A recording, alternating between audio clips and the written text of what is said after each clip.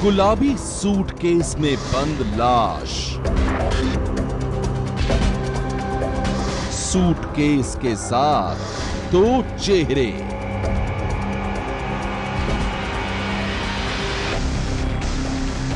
Police को थी कातिल की तलाश।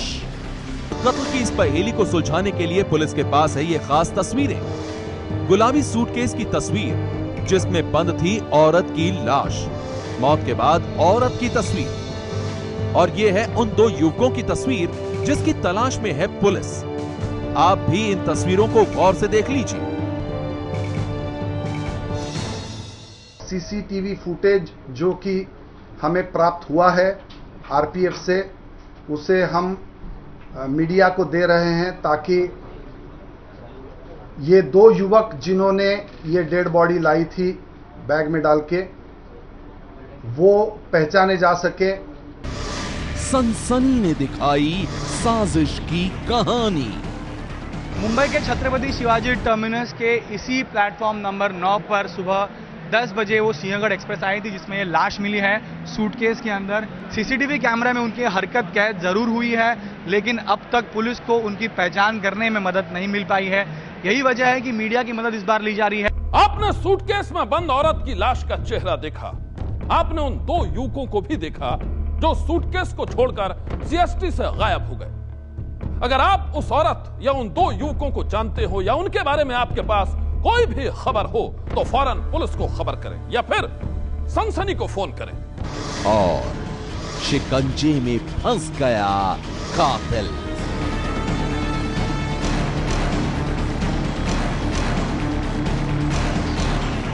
मीडिया ने भी जिसमें फोटोग्राफ्स वगैरह जो विक्टिम के फोटोग्राफ्स है वो पब्लिश किया था।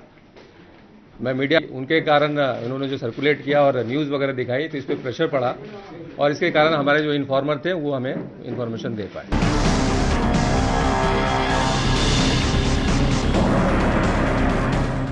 सनसनी ने जो दिखाया वो सबको नजर आया और फिर हफ्ते भर बाद ही पुलिस ने कर दिया एक खूनी साजिश का सनसनीखेज खुलासा। साजिश एक औरत के कत्ल की जिसे अंजाम दिया गया था पुणे के एक गांव में। साजिश सूटकेस में बंद एक लाश की जो मिला था मुंबई के एक रेलवे स्टेशन पर। और जब इस साजिश का खुलासा हुआ तो सामने आई मोहब्बत और बेवफाई की एक बेहद खौफनाक दास्तान।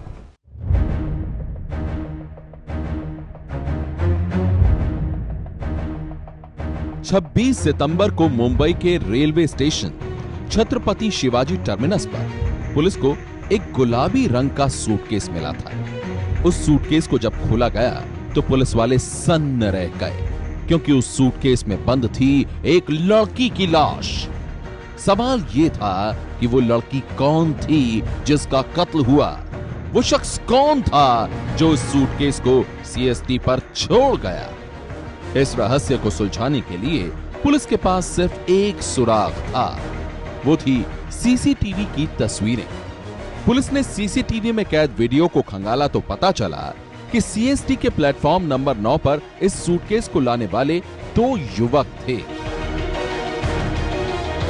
सीसीटीवी के वीडियो में साफ दिख रहा था कि दोनों युवक 26 सितंबर को पुणे से मुंबई पहुंची ट्रेन सिंहगढ़ एक्सप्रेस से सीएसटी पर उतरे। दोनों लाश वाले सूटकेस को लेकर चौकन्ना नजरों से आगे बढ़े और कुछ देर बाद ही एक बंद स्टॉल के सामने सूटकेस को रखकर गायब हो गए। पुलिस के लिए यह केस किसी पहेली की तरह था, क्योंकि उन्हें कई दिनों तक तस्वीर में दिख रहे दो युवकों का पता नहीं चला।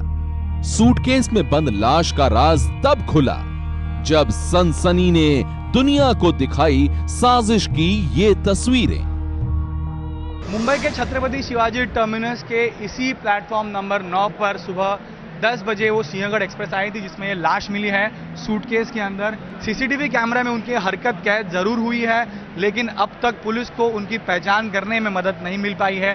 यही वजह है कि मीडिया की मदद इस बार ली जा रही है। आपने सूटकेस में बंद औरत की लाश का चेहरा देखा। आपने उन दो युवकों को भी देखा जो सूटकेस को छोड़कर सीएसटी से गायब हो गए। अगर आप उस औरत या उन दो युवकों को जानते हो या उनके बारे में आपके पास कोई भी खबर हो तो फौरन पुलिस को खबर करें या फिर सनसनी को फोन करें। सनसनी में दिखाई इन तस्वीरों ने असर दिखाया और फिर हफ्ते भर बाद ही पुलिस ने कर दिया एक साजिश का खुलासा। ऐसी साजिश जिसमें छिपी थी मोहब्बत, बेवफाई और कत्ल की खौफनाक कहानी। ना मैं इस जगह को भूल पाया ना ही तुमको।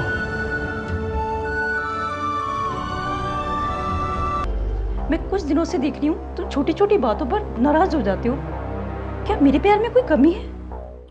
कि मेरी जिंदगी में कोई और लड़की आ चुकी है और मैं उससे शादी करने वाला हूँ, समझे तुम? प्लीज अब ये मत कहना कि मैं शादीशुदा हूँ। Okay, I am quite helpless.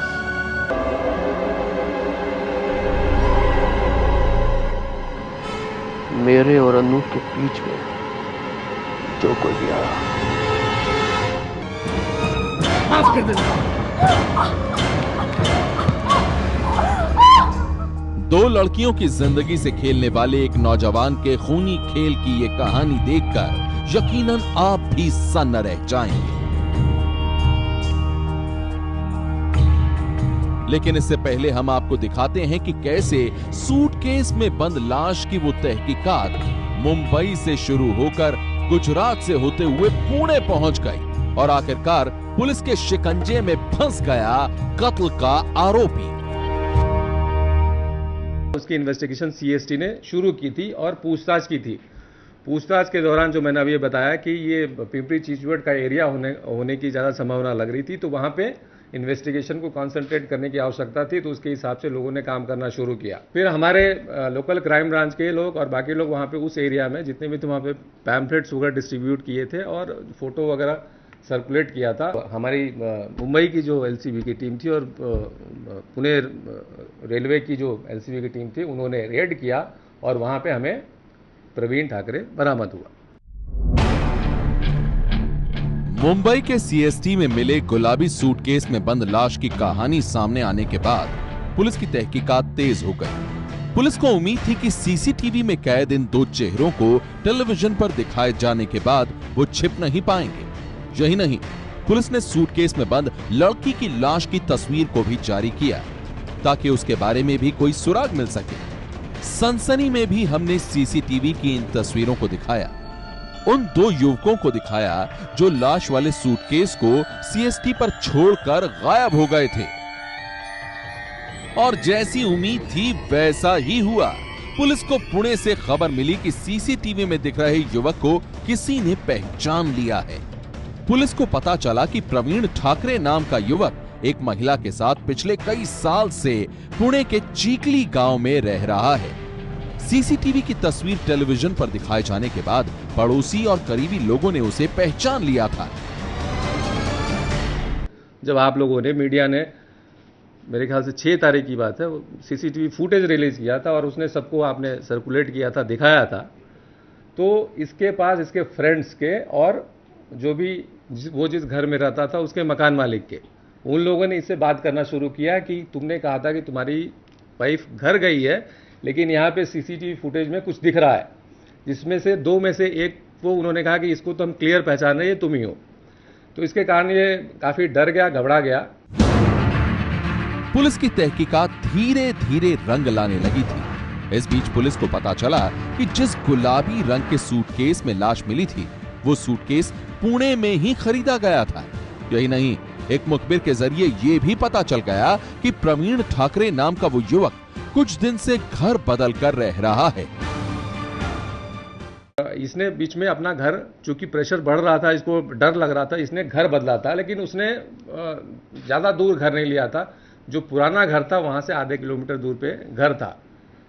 फिर इस पे फ्रेंड्स के और बाकी लोगों के भी प्रेशर आने लगे कि तुमने कुछ किया है। फिर हमारे लोकल क्राइम ब्रांच के लोग और बाकी लोग वहाँ पे उस एरिया में जितने भी थे वहाँ पे पैम्फलेट्स वगैरह डिस्ट्रीब्यूट किए थे और फोटो वगैरह सर्कुलेट किया था। उसके बेसिस पे इन्हें वो जो लाल बैग जिस वेंडर ने प्रोवाइड किया था उसकी तरफ से इंफॉर्मेशन मिली और कल fortunately Pune railway local crime branch के पास इन्फॉर्मर ने इंफॉर्मेशन दिया और उसके बाद से उन्होंने रेड किया और वहाँ पे हमें प्रवीण ठाकरे बरामद हुआ। पुलिस ने बगैर देरी किए प्रवीण ठाकरे और उसके एक दोस्त अमोल को धर दबोचा और उनसे जब पूछताछ हुई तो सामने आई बेवफाई और कत्ल की एक सनसनीखेज दास्तान। 10 साल पहले महाराष्ट्र के अमरावती से शुरू हुई थी मोहब्बत की एक कहानी। यह कहानी थी प्रवीण ठाकरे नाम के एक नौजवान की, लेकिन 10 साल बाद मोहब्बत की एक कहानी पलट गई और उसका अंजाम जो हुआ उसे देखकर यकीनन आप भी कांप उठेंगे। पुलिस के मुताबिक 10 साल पहले महाराष्ट्र के अमरावती में प्रवीण ठाकरे को एक लड़की से मोहब्बत हो गई थी। रोशनी नाम की उस लड़की को प्रवीण हर हालत में अपना बनाना चाहता था, लेकिन दोनों के घर वाले इसके खिलाफ थे। आखिरकार प्रवीण और रोशनी ने घर से भागकर साथ रहने का फैसला कर लिया। जो फैमिली मेंबर्स थे दोनों साइड के, मतलब प्रवीण ठाकरे की साइड के भी और रोशनी के साइड के भी, दोनों फैमिली मेंबर्स इस बात के लिए इनके संबंधों के बारे में और इनके ताल्लुकात के बारे में सहमत नहीं थे और घर में झगड़े होने लगे। तो 2002 में, सन 2002 में इन दोनों ने प्लान किया और घर छोड़ दिया। पुलिस के मुताबिक प्रवीण और रोशनी ने कानूनी तौर पर शादी तो नहीं की थी, लेकिन वो पति पत्नी की तरह ही रहते थे। बाद में दोनों के एक बच्चा भी हुआ।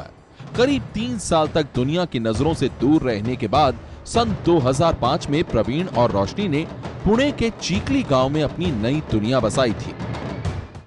घर छोड़ने के बाद ये कुछ दिन के लिए अहमदनगर में आए और फिर वहां से दमन, गुजरात के पास जो दमन है, वहां चले गए और वहां पे रहने लगे और वहां पे वो करीब 3 साल रहा। 2005 में वहां से ये दोनों निकल के पुणे, यहाँ पे जो इनका जो फिलहाल का जो पता है Kamnewadi Chikhli police station Dehu road, वहां पे ये रहना शुरू किए। मैं कुछ दिनों से देख रही हूँ तुम छोटी छोटी बातों पर नाराज हो जाते हो। क्या मेरे प्यार में कोई कमी है? पुलिस के मुताबिक वक्त के साथ प्रवीण ठाकरे और रोशनी के रिश्ते में दरार आने लगी थी। प्रवीण रोशनी से आए दिन लड़ता झगड़ता रहता था और उन्हीं दिनों प्रवीण की जिंदगी में एक लड़की ने दस्तक दी। रोशनी को छोड़कर प्रवीण अब एक दूसरी लड़की के प्यार में पड़ चुका था। ये वो जगह है जहाँ हम पहली बार मिले थे और मैं इस जगह को आज तक नहीं भुला पाया हूँ। लेकिन लेकिन कुछ नहीं। अनु प्लीज अब ये मत कहना कि मैं शादीशुदा हूँ। Okay, I am quite helpless. ना मैं इस जगह को भूल पाया हूँ, ना ही तुमको। पुलिस के मुताबिक एक नए रिश्ते की शुरुआत हुई और पुराना रिश्ता टूटने की कगार पर आ गया। जिस रोशनी के साथ प्रवीण ने 10 साल बिताए, अब वो उसी रोशनी से पीछा छुड़ाना चाहता था। मेरी जिंदगी में कोई और लड़की आ चुकी है और मैं उससे शादी करने वाला हूं, समझे तुम?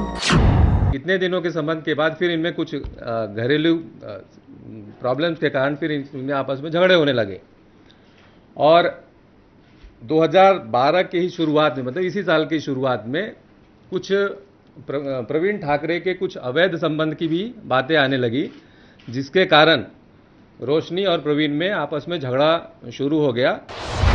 25 सितंबर 2012 पुलिस के मुताबिक 25 सितंबर को प्रवीण का रोशनी से झगड़ा हुआ था। यह झगड़ा इतना बढ़ा कि प्रवीण ने रोशनी की हत्या कर दी। हत्या के बाद प्रवीण ने अपने दोस्त अमोल की मदद से रोशनी की लाश को एक सूटकेस में बंद किया और फिर दोनों लाश वाले सूटकेस को लेकर ट्रेन से मुंबई के सीएसटी पहुंच गए। इसके आगे की कहानी सीसीटीवी की इन तस्वीरों में दर्ज है। आप भी देखिए कैसे प्रवीण ठाकरे और उसका दोस्त अमोल लाश वाले सूटकेस को लेकर सीएसटी पर उतरे और बड़ी चालाकी से दोनों सूटकेस को स्टेशन पर ही छोड़कर लोगों की भीड़ में गायब हो गए। सीसीटीवी फुटेज आप लोगों को हमने जो प्राप्त की थी और आप लोगों के साथ शेयर किया था, उस सीसीटीवी फुटेज में वो उसकी एक्टिविटी दिखती है। तो वो वहां से वापस आया और मौका देके बैग उस प्लेटफॉर्म पे उस स्टॉल के पीछे रख के वहां से निकल गया। 27 साल की रोशनी के कत्ल का आरोपी प्रवीण ठाकरे और उसका दोस्त अमोल अब पुलिस की हिरासत में है। पुलिस के मुताबिक दोनों ने अपना गुनाह कबूल कर लिया है। पुलिस ने उस लड़की का भी पता कर लिया है जिससे प्रवीण के रिश्ते थे। पुलिस अब उस लड़की से पूछताछ कर रही है। जिस लाल बैग में लाश को रखकर इस गुनाह को छिपाने की कोशिश की गई थी, आखिरकार उसी लाल बैग के सहारे पुलिस ने आरोपी और उसके दोस्त को सलाखों के पीछे पहुंचा दिया। और अब पुलिस इस बात की तहकीकात कर रही है कि जिस अवैध संबंध के चलते इस हत्याकांड को अंजाम दिया गया, क्या उसमें प्रवीण की नई प्रेमिका भी शामिल है। कैमरामैन अनिल के साथ मृत्युंजय सिंह, एबीपी न्यूज, मुंबई।